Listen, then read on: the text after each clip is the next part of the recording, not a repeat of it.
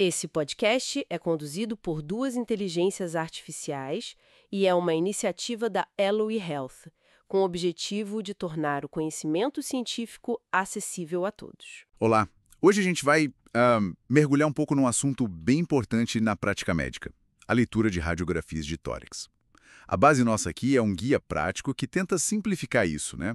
Especialmente para quem está na linha de frente e não é radiologista. A ideia é tirar daqui os conceitos-chave para uma compreensão inicial, tá?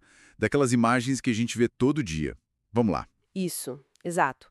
O objetivo aqui não é, formar especialistas do dia para a noite, claro, mas é dar uma estrutura, sabe? Alguns sinais básicos que podem ajudar a entender melhor e, principalmente, a conversar sobre o que a gente está vendo no raio-x de tórax. Perfeito. E para começar, acho que um ponto fundamental que o material traz é entender as densidades, né? Aquelas 4 cores básicas da radiografia. Exatamente, isso é a base de tudo, do mais escuro para o mais claro. A gente tem o ar, que fica preto, como a gente vê nos pulmões. Depois vem a gordura, que é um cinza mais escuro. Aí temos a água, que na verdade representa os tecidos moles, né? Músculos, órgãos, o coração, tudo isso aparece como um cinza mais claro. E por último, o mineral, que é o cálcio dos ossos ou metal, se tiver algum, isso aparece branco, bem brilhante. Identificar isso é o primeiro passo. Certo. Ar, gordura, água, mineral.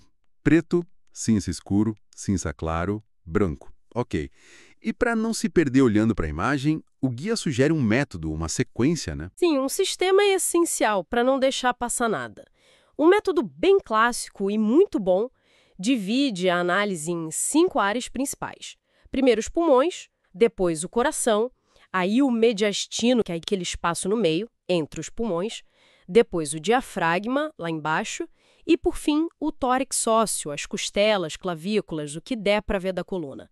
Seguir uma ordem assim, tipo um checklist mental, ajuda muito a ser sistemático. Faz todo sentido. É como ter um roteiro para seguir na imagem.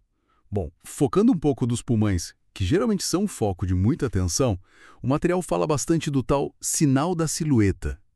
O que é isso exatamente? O sinal da silhueta é um conceito super útil no dia a dia. É simples, na verdade.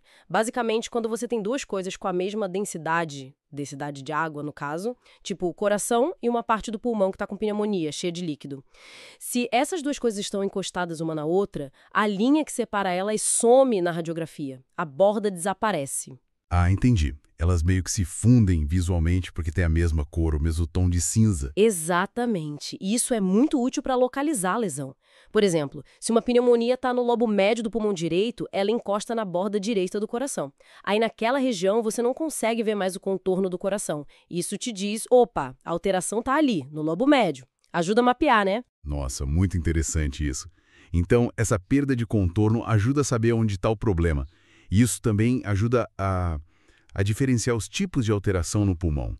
Aqueles padrões que a gente ouve falar, intersticial, alveolar. Sim, ajuda bastante. De uma forma bem simplificada, a gente pode pensar assim. No padrão intersticial, as paredes fininhas dentro do pulmão, o interstício, ficam mais grossas. A imagem fica com um aspecto mais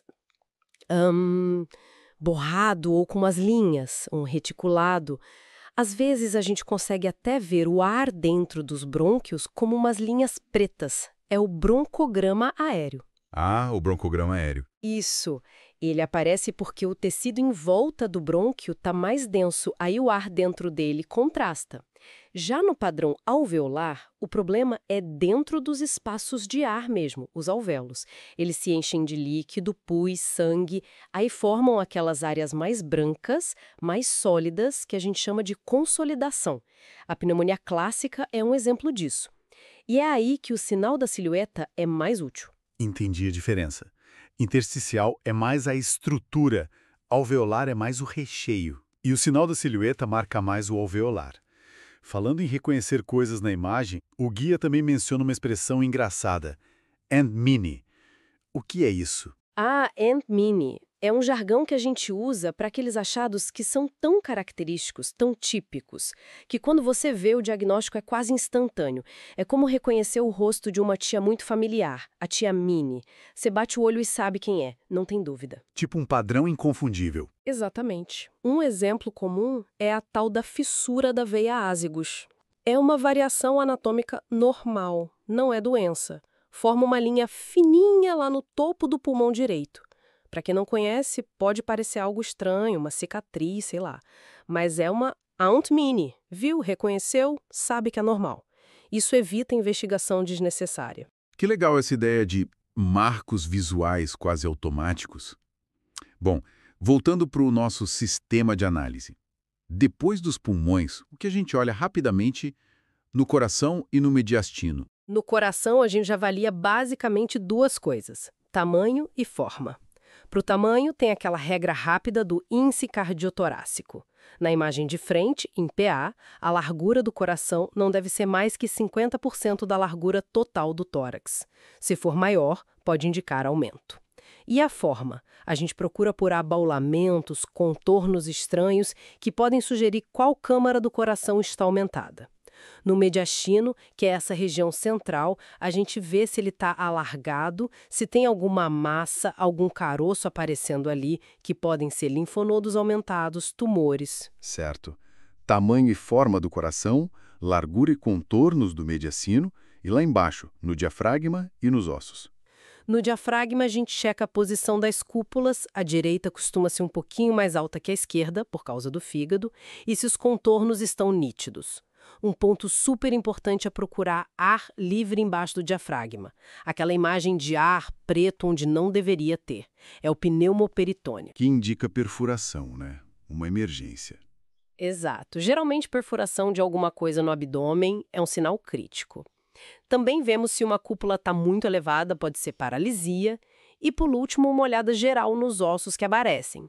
Costelas, clavículas, um pedaço das vértebras, procurar fraturas óbvias ou lesões nos ossos, áreas mais escuras, líticas ou mais brancas blásticas. Perfeito. Então, esse sistema todo de olhar as densidades, seguir a sequência das áreas, reconhecer sinais como o da silhueta, ter ideia dos padrões dá uma boa base inicial.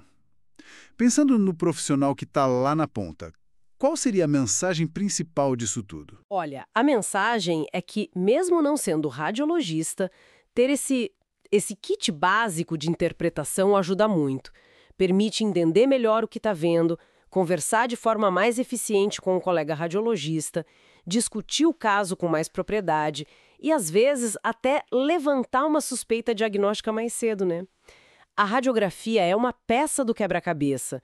Ela complementa a história do paciente, o exame físico. É essa combinação que leva ao diagnóstico. Excelente. Ficou bem claro como uma abordagem sistemática e o conhecimento desses sinais-chave pode, de fato, clarear muito a leitura inicial de um raio-x de tórax. E fica aqui uma reflexão, né? Pensando na prática. O quanto essa capacidade de identificar rapidamente esses padrões básicos, talvez ali na hora, antes mesmo de chegar ao laudo oficial, poderia realmente impactar a conduta inicial com um paciente que chega com sintomas torácicos, né? Algo para a gente pensar no dia a dia da assistência.